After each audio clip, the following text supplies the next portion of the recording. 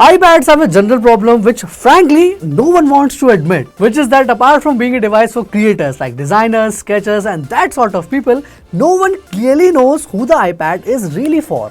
You want to watch movies, play games, scroll through social media, well, I can do all that with either my smartphone or my laptop without spending money on a third device. But what will happen if we shrink the iPad size where it is just big enough to not be a smartphone? Does the size matter, or in this case, does it not? So I have been using the iPad mini 7 for over 2 weeks now, along with the Apple Pencil Pro. And frankly, I don't draw much. I mean, I used to when I was back in the school, but now I can barely color inside the line. So I didn't use the Apple Pencil much, but I can tell you that it works really well. The latency, the hover function and the haptic motor inside the Apple Pencil all work flawlessly. Now, one thing which is really cool is that the Apple Pencil creates its digital shadow inside the screen. It happens every time you bring the pencil close to the screen, and based upon if you selected a rubber or a pen, the shadow also changes. Now that is attention to detail. Chalo, moving on to the design, it is exactly similar to the iPad mini 6 in terms of size and dimensions. In terms of specs, it gets an 8.3-inch liquid retina display, which is an LCD panel, and then it gets the Bionic A17 chip, which is identical to the iPhone 15 Pro's chip but with one less GPU core. 8GB RAM, 128GB storage as standard, Wi-Fi 6E, USB 3 with 10 gigabit per second transfer speed and an eSIM support. Now, like I said, what makes the iPad mini 7 special is its size. Because ever since I began using it, I carry it every day alongside my laptop and my smartphone. More often than not, I use it kind of like a Kindle to read books. Currently, I am reading Blind Side by Peter Watts. It is a hard sci-fi book where there's vampires and genetically enhanced humans are going to meet the aliens. I know, spooky. Now, I find the form factor darn near perfect. The screen is also decently bright at around 500 nits for indoor usage, but as soon as you take this thing outside under the sun, it becomes difficult to use. Also, I am not a fan of the bezel size on this display. Like in 2024, it just looks ancient. And I also feel like I'm just giving up on quite a bit of precious real skin estate. So the screen overall is really one of the major disappointments here. Also, the iPad mini has no haptic feedback. I mean, iPhone haptics are one of the best in the industry, and so to not have that feedback while typing just feels kind of odd. And it makes me feel like that there is something missing over here. Khare, Apple did make up for it with some very neat additions like a faster USB Type-C port, using which I can easily transfer files from this thing, and which also means that I can easily live with the base 128GB version.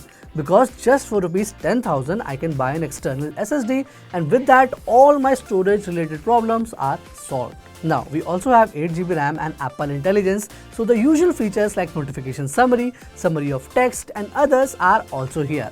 But to be honest, the general review of Apple Intelligence is kind of mid.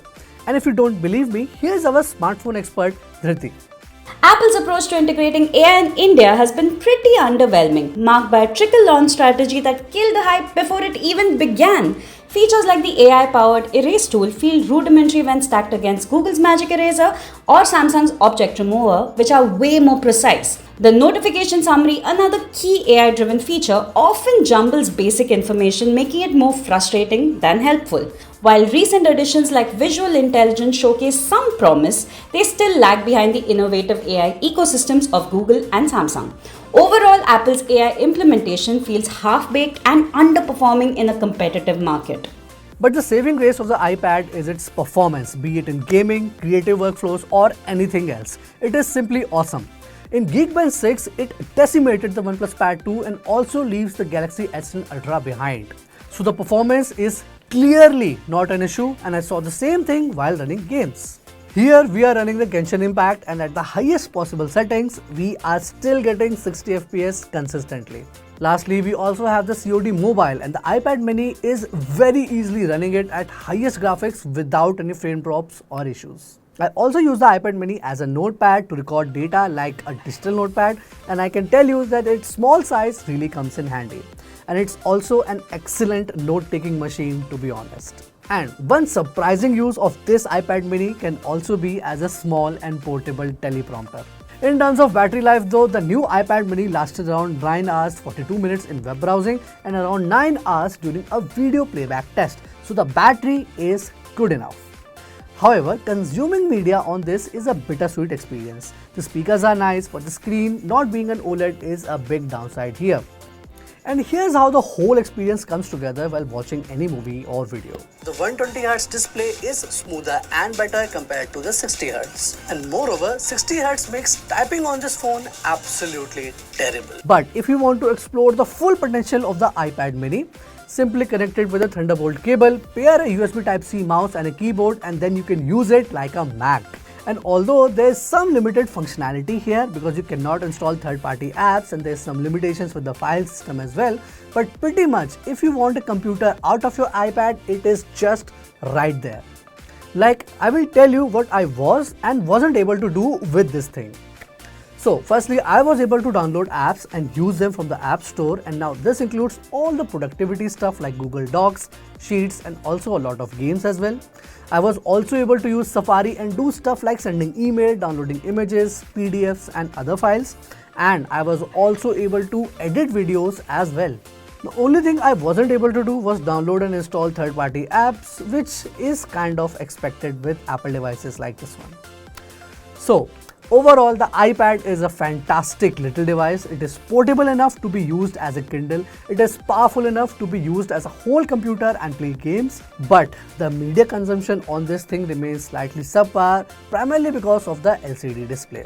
And also because of the not so high brightness, because using this thing under heavy sunlight is also not ideal. But if you look past these problems, the iPad mini easily becomes a jack of all trades. The faster USB 3, the powerful A17 Pro chip and the potential Apple Intelligence capabilities makes the iPad a truly multi-purpose device. Thank you so much for watching. My name is Yatnesh Dubey and I will see you guys next time. If you have any questions, drop them down below, and yeah, see you in the next one.